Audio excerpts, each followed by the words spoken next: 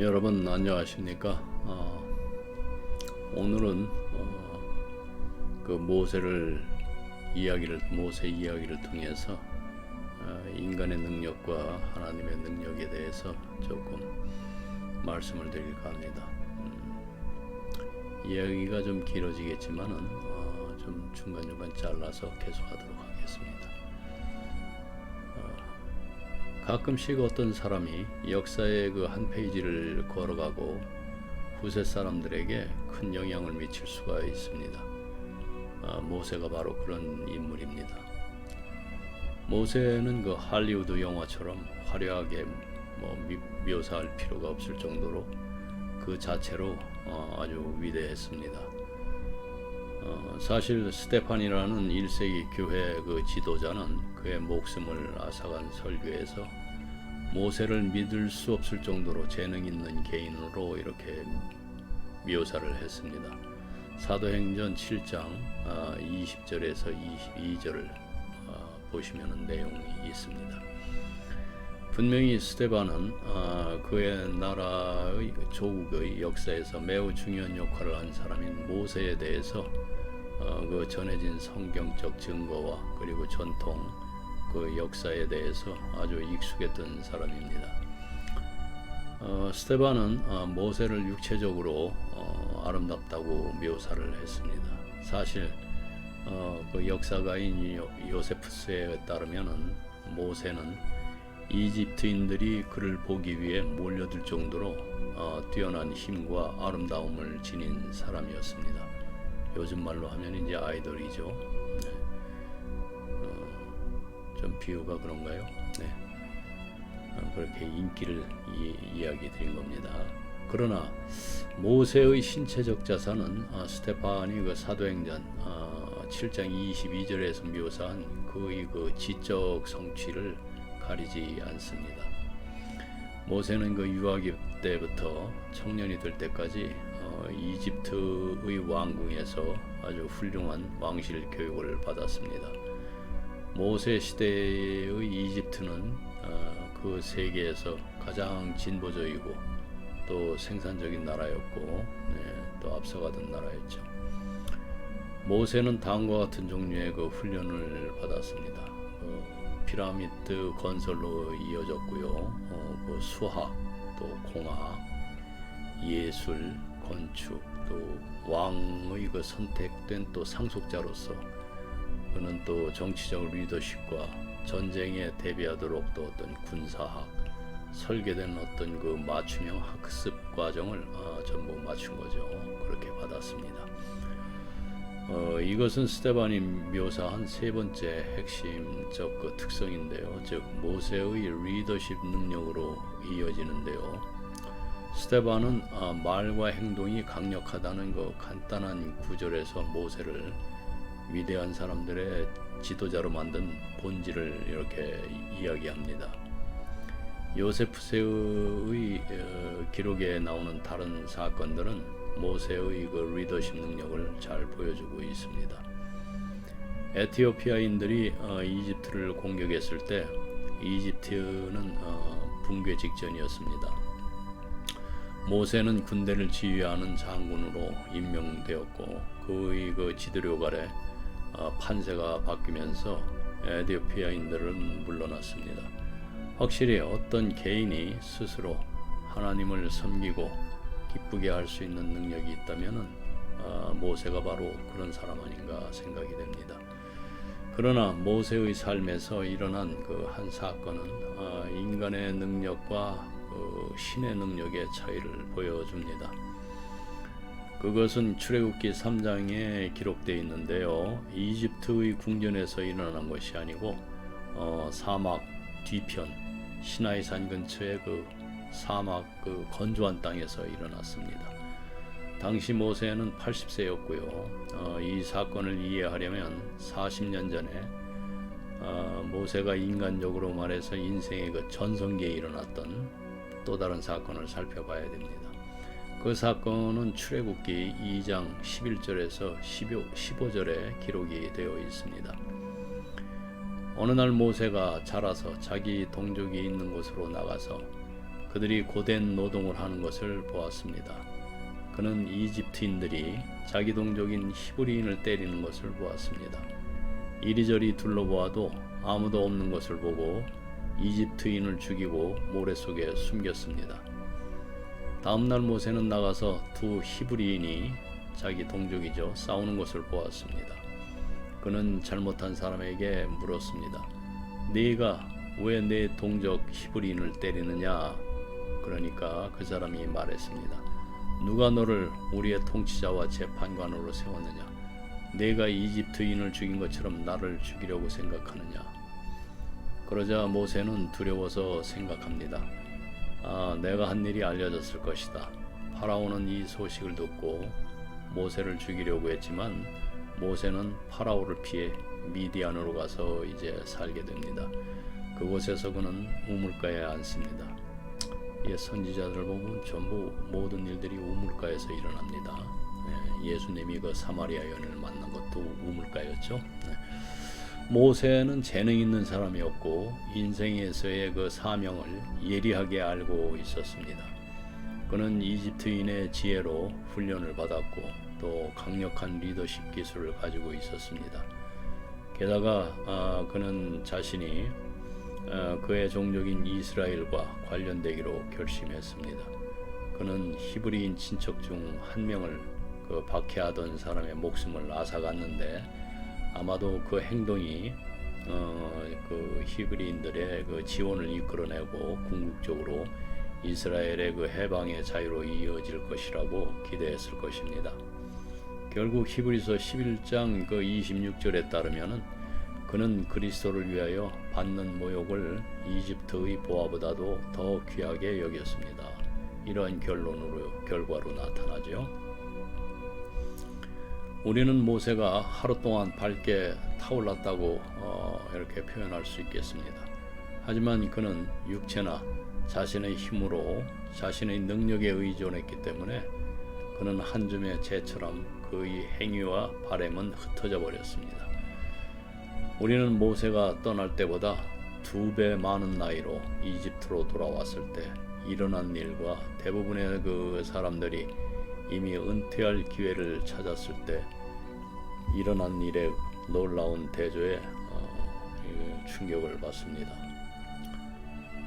모세는 파라오에게 성공적으로 도전했을 뿐만 아니라 이스라엘 사람들을 이집트에서 인도하고 그들의 불평과 반항을 또 용납하고 수용하고 여호와 하나님이 그 계시한 율법에 기록된 자료를 또 제공을 하고 40년 동안 사막을 헤매는 동안에 그들을 참 험난한 길에서 인도할 수 있었습니다. 그런데 모세는 어떻게 그 모든 것을 이룰 수 있었을까? 답은 불타는 그 떨기나무 사건에 있는 듯합니다. 의심할 여지 없이 모세는 불타는 떨기나무를 전에 본 적이 있었다고 생각이 됩니다. 그러나 이 덤불에는 주목할 만한 차이가 있었습니다. 불이 그것을 삼키지 않았기 때문입니다. 불꽃은 육신을 입으신 예수 그리스도의 현존이었고 그 사막 덤불을 모세에게 현현하신 그 하나님의 개인적 계시에 그 주목할 만한 도구로 이렇게 바꾸었습니다. 떨기나무를 통해서 모세는 하나님의 그 거룩함과 독특함을 알게 되었고 하나님이 특별하고 이집트의 신들과는 전혀 다르다는 것을 알게 되었습니다. 떨기나무를 통해서 모세는 아브라함, 이삭, 야곱의 하나님의 그 신실함을 입으로 들었습니다. 이 시점에서 모세는 하나님의 그 자비와 이스라엘을 이집트에서 구출하고 그의 백성을 약속의 땅으로 인도하려는 목적에 적응하기 시작합니다. 하나님께서는 불타는 떨기나무를 통해서 모세가 해야 할 역할을 명확히 하십니다. 내가 너를 파라오에게 보내어 내 백성 이스라엘을 이집트에서 인도하여 내게 하리라. 출애굽기 3장 10절의 말씀입니다. 모세의 삶에 이제 변화를 가져온 것은 그러면 무엇인가?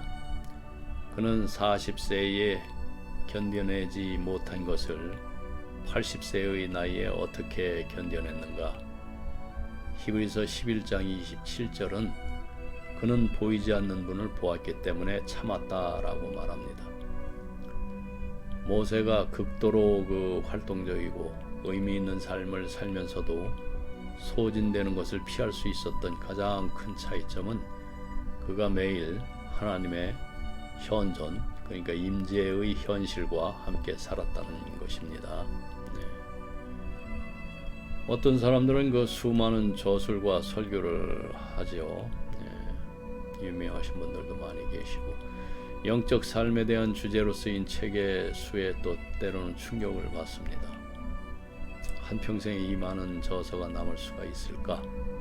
많은 사람들이 겉보기에 심오한 책을 썼고 또 영성을 보장하는 또 공식과 또 방정식을 또 제시도 합니다. 그러나 그 주제에 대한 책을 쓴다고 해서 지속적인 영성이 보장되는 것은 아니라는 것을 우리가 쉽게 알 수 있었습니다. 그런 책을 쓴 많은 사람들이 궁극적으로 상당한 영적 실패를 또 경험하기도 합니다. 반면에 이 주제에 대해서 글을 쓴 적도 또 가르친 적도 없는 많은 사람들은 분명히 성공적이라고 할 수 있는 그 영적 인내 척도를 또 경험하기도 합니다. 목사와 선교사 또 기계를 다루시는 분들, 주부 또 노동하시는 분들, 사업가들도 있고 건축가 아니면 엔지니어, 학생들 모든 계층의 사람들이 공통적으로 이야기하는 것이 분명한 것이 있습니다. 매일 자신의 삶 속에 하나님의 현존이라는 그 현실과 함께 사는 사람들은 오래 참습니다. 견뎌냅니다. 하나님의 현존이라는 현실을 보지 못한 사람들은 자칫 실천하는 그 무신론자가 될 수도 있습니다. 그래서 이 견뎌내다는 것, 영어 단어로는 endure, 이 견뎌내다는 뜻의 헬라어 단어는 그리스어는 에카르텔레세, 과거 동사인데요. 과거 동사로 하면 센이 되죠. 이것은 히브리서 저자가 사용을 했는데 신약성서 히브리서 11장 27절에만 나타나는 아주 특이한 동사입니다. 그래서 한번 찾아봤습니다. 이 단어는 그리스 문학 소포클레스와 요세푸스에서 이렇게 역사가들이 사용되었으며 강하고 흔들리지 않고 버티다는 뜻입니다. 존경받는 그 저명한 그리스 학자에 따르면은 에스카르텔레스는 강함을 뜻하는 단어에서 유래를 했는데 이 단어는 신약 성서의 다른 곳에서는 사용되지 않지만은 그 70인역 구약 성서의 그 그리스어 버전이 있습니다. 거기에서 2번 사용되었다고 아주 특이하다고 합니다. 그리고 그 첫 번째 사용은 다소 부정적이며 그 욥기 2장 9절에서 찾을 수가 있습니다. 욥의 아내는 욥에게 비통하게 말합니다. 당신은 아직도 당신의 성실함을 고수하고 있습니까? 차라리 하나님을 욕하고 죽어라. 이렇게 이야기하죠. 오늘날 욥이나 모세의 역경에 직면한 많은 사람들은 비통해지고 또 때로는 처참해져서 하나님의 존재를 잊습니다. 그러나 욥은 계속 견뎌냈습니다. 사실 그는 아내의 제안을 어리석은 것으로 여겼고 이에 대해서 그는 다음과 같은 관점으로 스스로 견뎌낼 수 있게 됐습니다. 우리가 하나님께로부터 복을 받고 환난을 받지 아니하겠느냐, 그 10절에 보면은 이렇게 말합니다. 모세나 욥의 경우처럼 인내는 사물을 제대로 파악하고 흐린 날, 또 비 오는 날, 바람 부는 날, 심지어 폭풍우가 치는 날뿐만 아니라 햇살과 축복이 있는 날에도 우리 삶에서 하나님의 손길이 작용하는 것을 보는 능력을 포함합니다. 오늘날 그냥 이거 주십시오 저거 주십시오 복 달라고들 아우성 치는데 좀 자성도를 좀 해보시기 바랍니다. 구약 성경에서 견디다의 그 두 번째 용법은 이사야 42장 14절에 나와 있습니다. 여기서 야훼는 이스라엘에게 그 말씀하시며 그의 백성의 일에 개입하실 것을 선언합니다. 그는 내가 오랫동안 잠잠히 있고 조용히 있고 스스로를 억제하였노라. 그러나 이제 나는 해산하는 여인과 같이 부르짖고 헐떡이며 헐떡거린다. 나는 산과 언덕을 황폐하게 하고 그 모든 채소를 말릴 것이다 라고 말씀하십니다. 우리는 견디는 것이 개인적인 선택의 문제임을 알 수 있습니다. 하나님께서 언제 진노를 억제하고 언제 행사할 것인지를 선택하셨듯이 우리도 언제 인내하고 언제 포기할 것인지를 선택할 수가 있습니다. 모세는 그러한 선택에 직면했을 때 역시 견디는 것을 선택했습니다. 그래서 모세가 끈기 있게 버티기로 한 선택의 본질은 믿음에 대한 헌신을 포함합니다. 모세는 보이지 않는 분을 보았기 때문입니다. 네, 여기서 여러분들에게 믿음이라는 것이 여러분들 뭐라고 생각하시나요? 네, 믿음은 나 믿어 그런다고 해서 믿음인가요? 믿음은 보이는 세계와 보이지 않는 세계를 연결하는 것입니다. 믿음이. 네.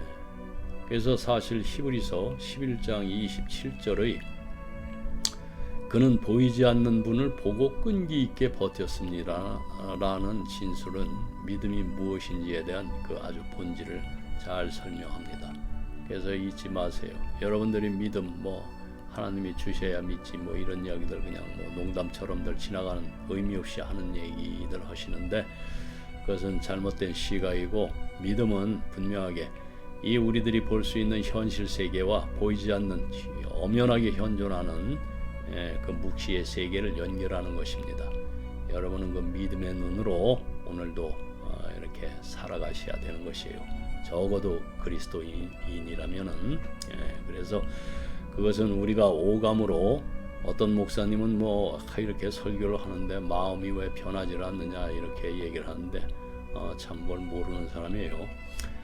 우리가 오감으로 지각하는 것에 근거하여 행동하는 것이 아니라 하나님의 계시로부터 진실이라고 아는 것에 근거하여 행동하는 것입니다.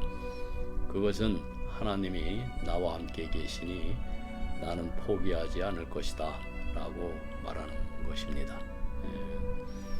그것은 모세가 추종자들의 이제 불평을 듣고 엄청난 고난을 겪으면서도 광야를 헤매는 힘든 세월을 견뎌낼 수 있게 해준 그 관점이었습니다. 그의 마음 뒤편에는 이집트에서의 그 호사스러운 삶에 대한 왕실에서의 그 기억이 분명히 맴돌았습니다. 하지만 모세는 궁극적으로 시편 90편 12절을 쓰게 만든 관점을 유지를 합니다. 뭐라고 말하냐면 우리에게 우리의 날을 세는 법을 가르쳐 주소서. 우리가 지혜의 마음을 얻을 수 있도록. 이 구절은 자신의 그 개인적인 실수로 인해서 약속의 땅에 들어갈 수 없을 것이라는 사실을 알고 있음에도 불구하고 포기하지 않겠다는 그의 다짐을 반영한 것입니다. 네. 모세는 신에 대한 믿음에 대한 그 헌신 때문에 결코 포기하지 않았습니다. 그의 힘은 그의 능력, 지성, 심지어 리더십 기술에서 나온 것이 아니라 주 하나님 그 신의 현존을 실천하는 데서 나왔습니다. 그것이 그 신성한 차이였습니다. 그 성육신전에 그리스도의 현존이 거하는 그 떨기나무처럼 모세는 결코 자신의 자원을 다 써버리지 않았습니다. 그러면은 하나님의 자원으로는 무엇이 있는지 여기에 대해서 좀 말씀을 드리겠습니다. 어떤 사람들은 하지만 우리는 모세가 주님과 얼굴을 맞대고 말할 기회가 없습니다 라고 말할 수 있겠죠. 그리고 출애굽기 그 33장 11절과 그리고 민수기 12장 7절에서 8절은 모세의 삶에서 그 특권을 허락받은 때가 있었다는 것을 보여줍니다. 출애굽기 33장 11절과 민수기 12장 7절에서 8절 꼭 찾아서 읽어보세요. 그러나 오늘날의 평균적인 신자들은 모세가 가졌던 것보다도 훨씬 더 많은 하나님의 자원을 오늘날은 가지고 있습니다. 첫째로 이제 하나님의 말씀이 있죠. 우리에겐 정경이 주어졌습니다. 우리는 하나님의 관점에 대한 완성된 기록된 계시를 가지고 있습니다. 우리에게 필요한 모든 것과 생명과 경건에 속한 모든 것, 베드로후서 1장 3절 내용입니다. 하나님의 말씀은 우리에게 명확하고 객관적인 지침을 줍니다.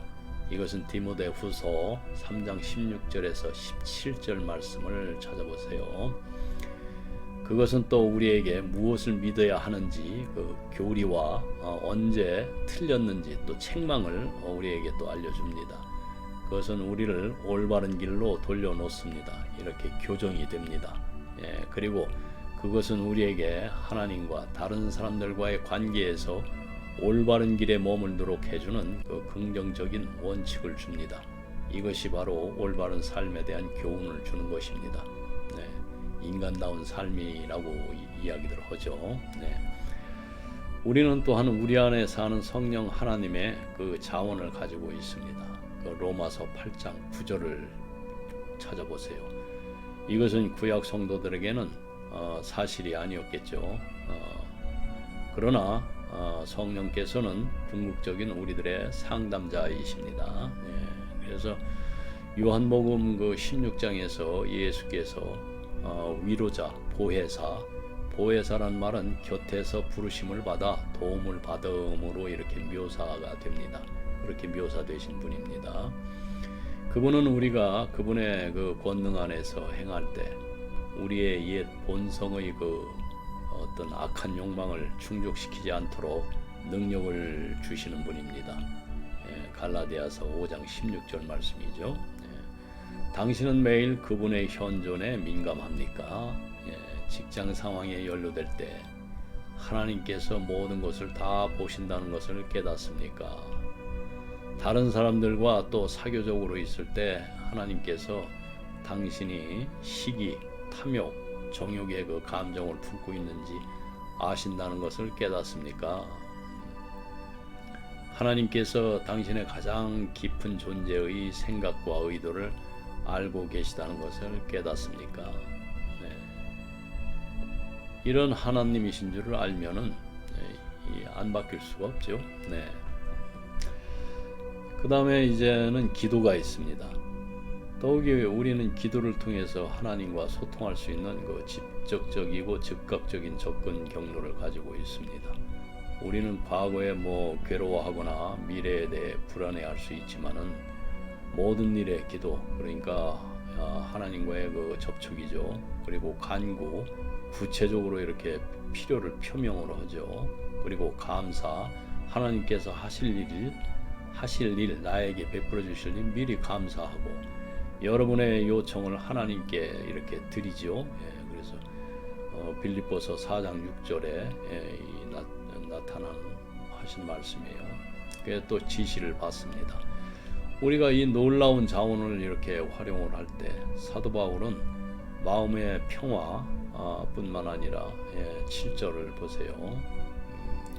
우리 삶 속에 또 하나님의 임재, 또 9절, 그리고 또 시련의 상황에서의 개인적인 능력, 13절, 모든 진정한 필요를 위한 공급, 19절, 이것을 약속을 합니다. 그래서 여러분은 기도의 소통 라인을 활용을 하셔야 됩니다. 하고 계십니까? 어려운 상황에 직면하고 유혹에 직면할 때 당신은 하나님을 부르시나요? 신의 역할은 자원을 제공하는 것입니다. 우리의 역할은 책임을 행사하고 그 내면의 자원을 구현할 선택을 하는 것이고요. 다시 한번 말씀드립니다.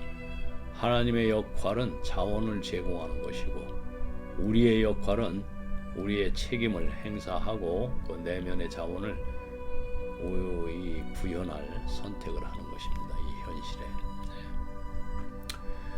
그러면은 우리의 그 책임을 오늘 말씀을 드리고 좀 맺어야 될 것 같습니다. 우리 중 많은 사람들은 하나님의 자원, 즉 하나님의 말씀 그리고 하나님의 영, 성령, 기도에 대해서 알고 있지만은 여전히 실패를 합니다. 우리가 믿음으로 그 자원을 주장하고 사용하지 않기 때문에 견뎌내야 합니다. 우리의 책임은 아주 간단히 말해서 올바른 선택을 하는 것입니다.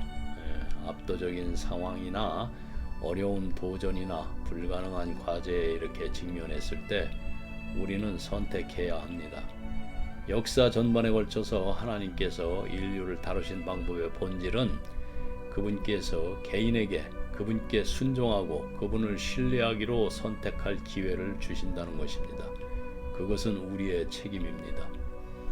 선택에 대한 우리의 책임의 그 본질은 그것이 이제 자유의지죠. 이게 가벼운 게 아닙니다. 인류의 초기 실패에서 볼 수 있습니다. 그 창세기 2장에서 인간은 그 완벽한 환경에서 두 가지 책임을 이렇게 받았습니다. 긍정적인 책임은 이제 주변을 돌보는 것이었습니다. 그 15절에 보면은. 그리고 부정적인 책임은 이제 선악을 알게 하는 나무의 열매를 먹지 않는 것이었습니다. 그게 16절에서 17절이죠. 그리고 한 장 뒤에 인간은 선택에 직면합니다. 그 뱀으로 위장한 사탄은 그 하나님의 지시에 대한 대안을 제시했습니다. 그 플라스틱 벌레에 숨겨진 그 갈고리, 낚시 갈고리를 삼킨 그 마치 연어처럼 아담과 이브는 덥석 물었습니다. 그래서 로마서 5장 12절에 따르면 그 결과는 파괴적입니다. 꼭 읽어보세요. 로마서 5장 12절. 아담과 이브처럼 우리도 우리의 선택에 영향을 받습니다. 우리는 우리 자신의 그 중요성을 증명하기 위해서 그만두거나 또 아니면 그만둬야 할 때 계속하려는 유혹을 받습니다. 이것은 유격, 즉 육신의 정욕이죠. 아니면 이것이 성적이거나 또는 다른 어떤 신체적인 유혹이 있을 때입니다. 그리고 안목의 정욕이 있죠. 또 물질적으로 유혹을 받습니다. 백화점 앞을 쭉 가다 보면 동그라미가 왜 이렇게 많은지 가격란에 저거를 내가 꼭 차지하고 말 거야. 저게 나를 놀리나? 보라는 듯이. 그렇죠. 그리고 또 삶의 교만, 이생의 자랑이죠. 권력투쟁입니다. 그러니까 쉽게 얘기해서 우리 인생이 죄에다 뒤범벅되는 것이 성적 욕구나 아니면은 신체적 유혹, 그리고 아니면 물질적 유혹, 잘 먹고 잘 살자는, 그래 아니면 삶의 교만, 권력투쟁입니다. 이런 죄악적인 행동으로 이렇게 이어지고 있죠. 우리는 하나님께서 우리가 올바른 선택을 할 수 있도록 하는 자원을 제공하신다는 것을 있습니다. 그러나 우리는 그 자원을 활용해야 합니다. 종종 우리는 하나님을 신뢰하지 않거나 그분께 순종하지 않기 때문에 적절하게 선택하지 못합니다. 그런 다음 아담처럼 다른 사람들을 비난합니다. 아마도 뭐 배우자 너 때문에 아니면 친구, 환경 또는 심지어 하나님도 포함될 수 있습니다. 또는 이브처럼 마귀가 나를 그렇게 하게 했어요 라고 주장할 수도 있습니다. 그 창세기 3장 13절에는 여자가 말하였다. 뱀이 나를 속여서 내가 먹었다. 또는 우리는 말할 수도 있습니다. 우리가 선택을 할 때 무슨 일이 일어났는지 실제로 이해하지 못합니다. 우리가 어떤 변명을 하든 하나님께서는 우리가 우리의 선택에 책임을 져야 한다는 것을 분명히 말씀을 하십니다. 그래서 어찌 보면 사형제도도 도로 복구를 해야 됩니다. 우리는 성경을 묵상하고 암기하고 기도하고 성령 안에서 걷고 매일 헌신의 그 시간을 투자하고 그리스도의 몸 안에서 다른 사람들에게 책임감을 키우고 또 보이지 않는 분을 의지함으로써 하나님의 자원을 구현할 수 있으며, 그렇게 함으로써 그분과 매일매일 관계를 맺음으로써 힘을 얻을 수 있습니다. 그래서 결론은 우리가 우리의 선택에 대한 책임이 있다는 것입니다. 그러나 우리의 선택이 우리의 책임이지만 우리 스스로는 할 수 없다는 것을 또 이해하는 것이 중요합니다. 네, 오늘은 여기까지 하겠습니다. 기도하겠습니다.